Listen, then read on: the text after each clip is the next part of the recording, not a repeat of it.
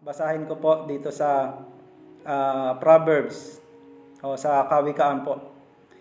18:13. Basahin ko po, no? Kawikaan chapter 18 verse 13. Sabi niya, nakakahiya at isang mangmang ang isang taong sumasagot sa tanong na hindi naman niya nalalaman. Amen po. Nakakahiya at isang mangmang ang isang taong sumasagot sa tanong na hindi naman niya nalalaman. Halimbawa, tatanungin ka, 1 plus 1, di mo naman alam yung to bakit kailangan mo pang sumagot? Ano yun? Para mapakita lang natin na may alam tayo, mapakita lang natin na mas angat yung intellectual natin sa iba.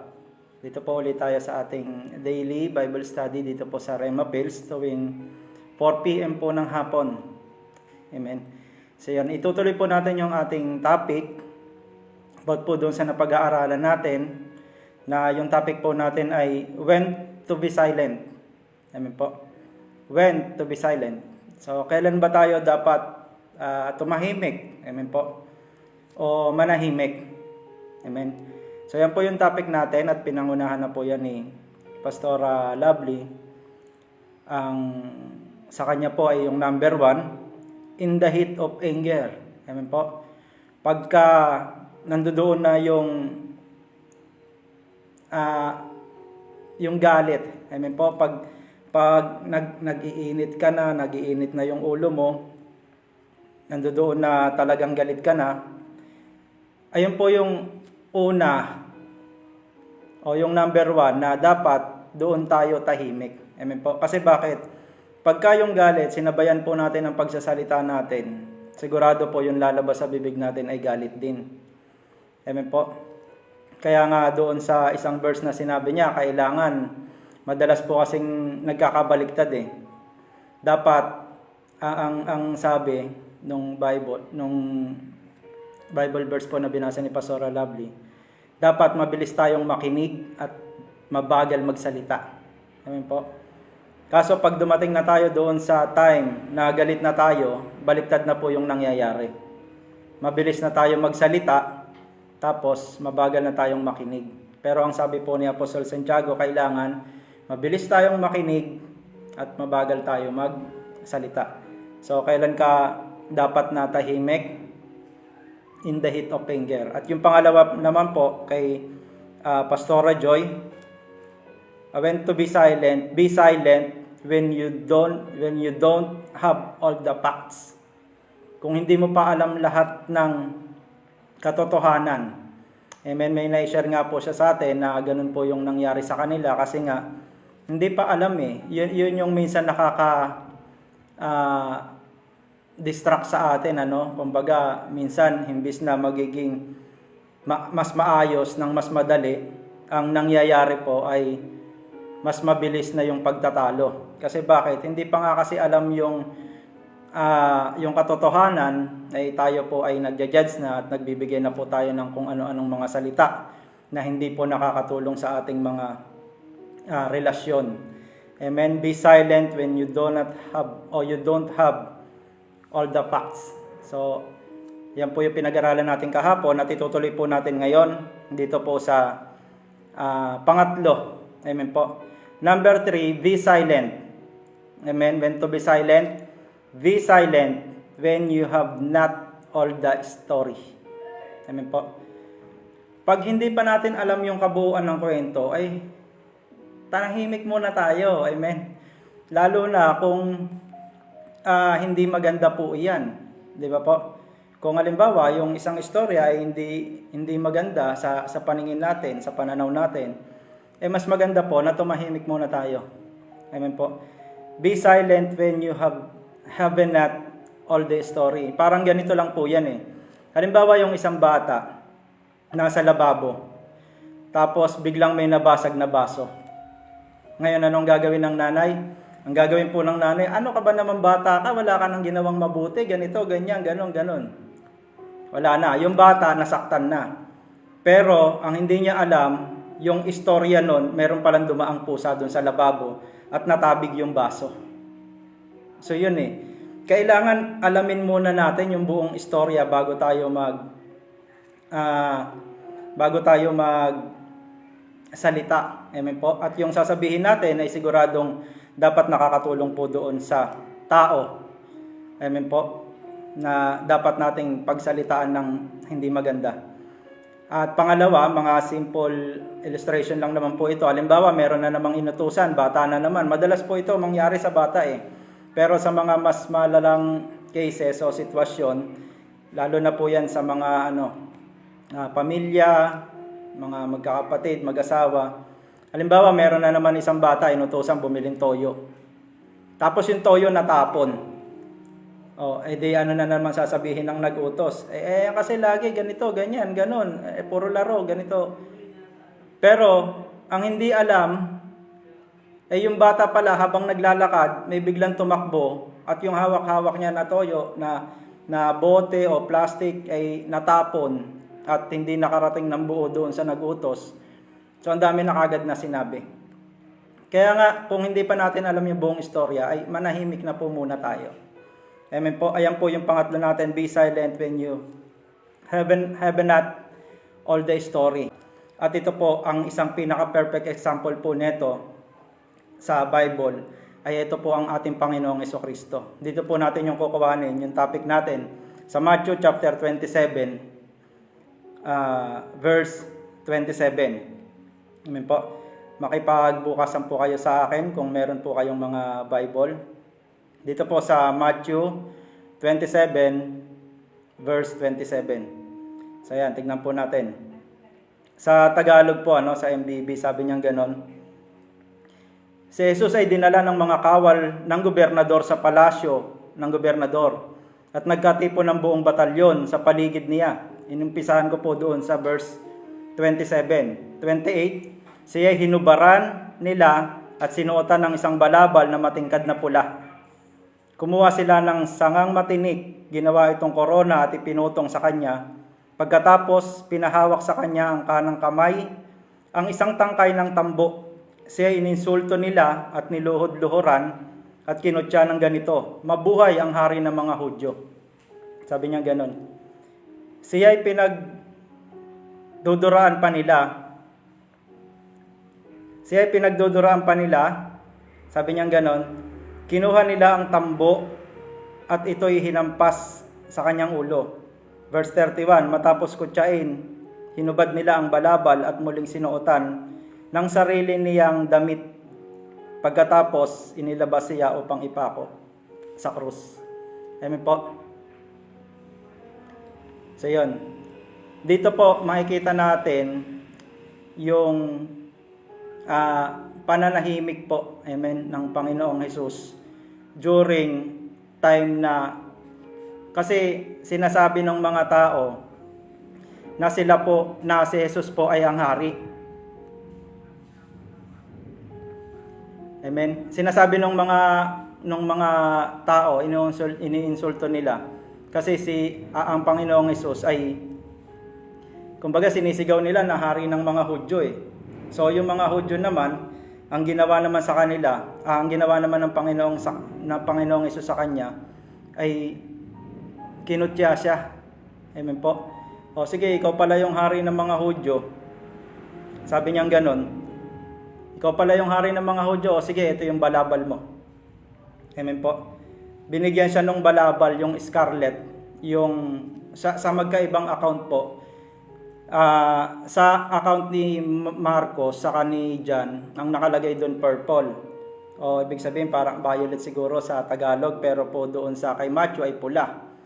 Pero I think po talaga ay pula yon. Naging purple na lang, naging violet na lang yon kasi nga sa sobrang dumi o yung dugo na rin na mga napunta po doon sa tela. Kaya sabi niya gano'n, ikaw pala hari ka pala Iniinsulto nila ang Panginoon. Hari ka pala, sige, yan yung kingly status mo. Yung robe mo, ayan. Ayan yung kumbaga, status ng pagiging hari mo. Emotionally, siyempre ang Panginoong Hesus na nasasaktan siya ron. Pero alam niyo po yon, kahit na ganun yung nangyari, talagang silent lang siya Ang maganda nga po nito, si Pilato alam niya na hari si Jesus kasi sinabi rin ng Panginoong Hesus sa kanya Sabi niya, ikaw na ang nagsabi. Ibig sabihin, sinabi ng Panginoong Hesus, hari siya. Pero sa kabila nun, yung mga tao ay inaano siya. Kumbaga parang kinukutya siya. Inaalipusta siya, binibigyan siya ng mga bagay na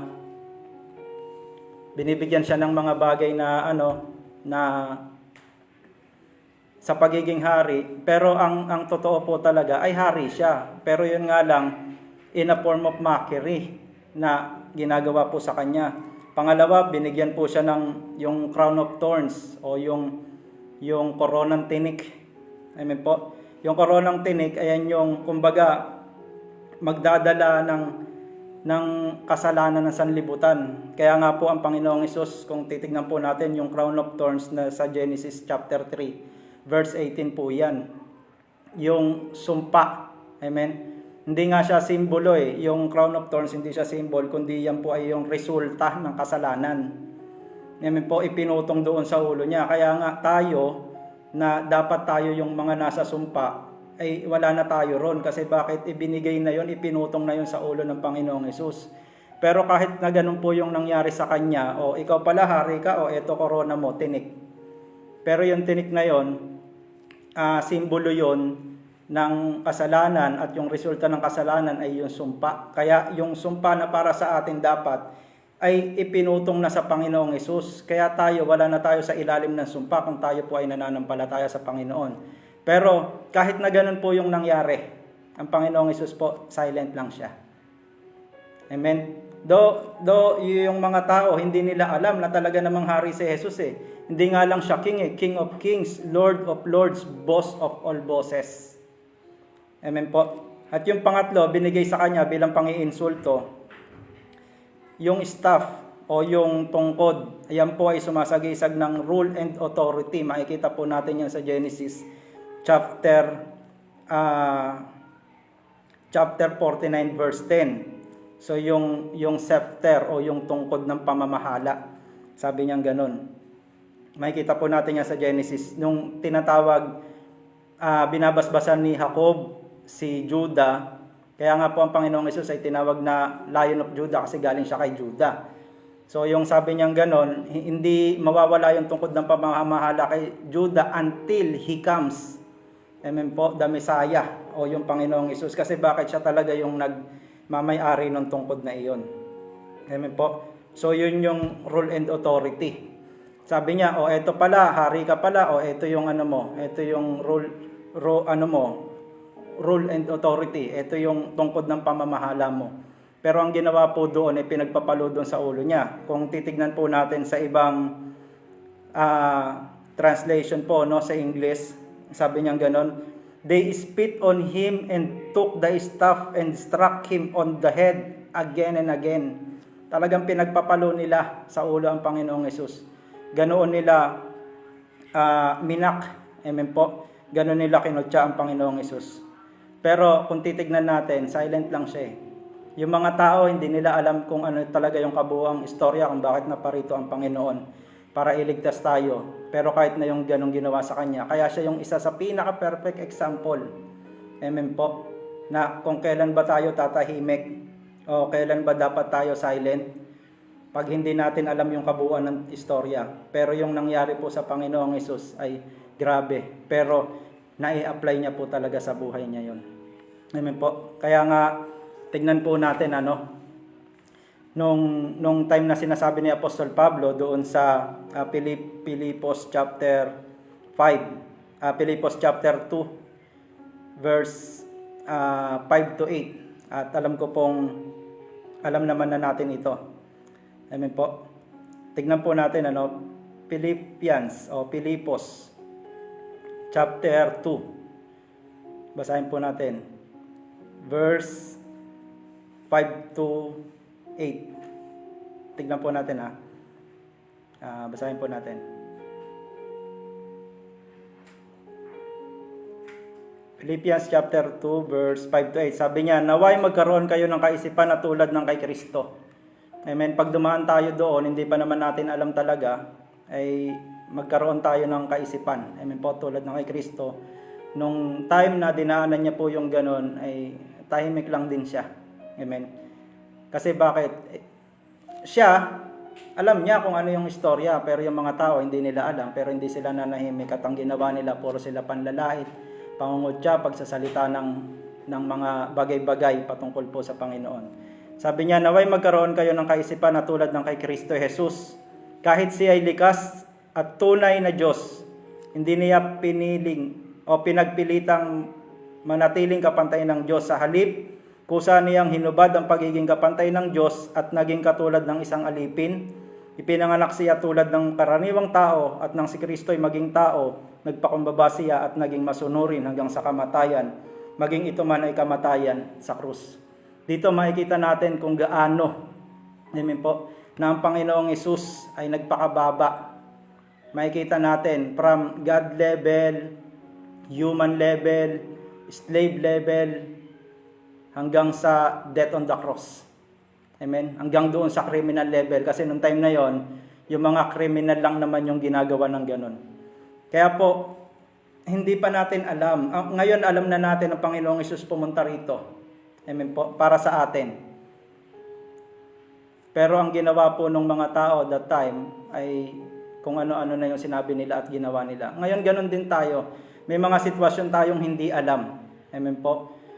Kung hindi natin alam yung istorya, yung kabuuan, yung fact sa istorya, at kung wala tayong idea, amen, so dapat manahimik tayo. Sabi nga ni Pastor Joy kapon, kung di mo naman talaga alam yung kabuuan, amen, ng katotohanan, wag muna tayo magsalita kasi makakasakit lang po tayo ng damdamin.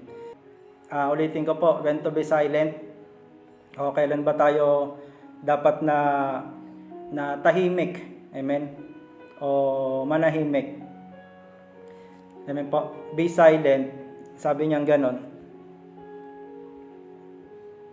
Be silent when you have not all the story. Have not all the story. Di pa natin alam Baka mamaya sa buhay natin may mga talagang istorya na sa buhay ng ibang tao, di ba? Tapos hindi mo naman alam, makikihalo ka pa o makikiano ka pa, manahimik na lang tayo. Kasi pagmumulan lang yan ng sunog, pagmumulan lang yan ng mga iba't ibang kuro-kuro o chismis, kumbaga. Mas maganda po yung manahimik na lang tayo. Kasi dumarating nga kahit nga tama tayo Amen.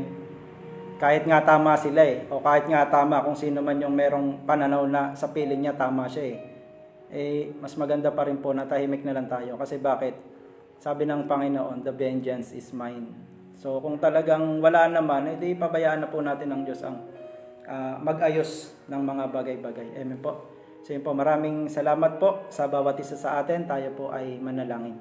Aming Ama, sa pangalan po ng iyong anak na si Jesus, nagpapasalamat kami sa hapon na ito sa pagsama mo sa amin sa bawat araw, lalo na po dito sa aming gawain, sa Rhema Pills, sa mga susunod pa pong magtuturo. Dalangin namin ang Espiritu mo ang siyang patuloy na sumama sa amin. Marinig namin, Panginoon, kung ano ba yung mga gusto mong mensahe para sa bawat isa. Tinataas ka po namin, Ama, sa gawaing ito. Inihiling po namin ito sa pangalan po ng iyong anak na si Jesus. Amen. Maraming salamat po sa bawat isa at God bless po sa ating lahat.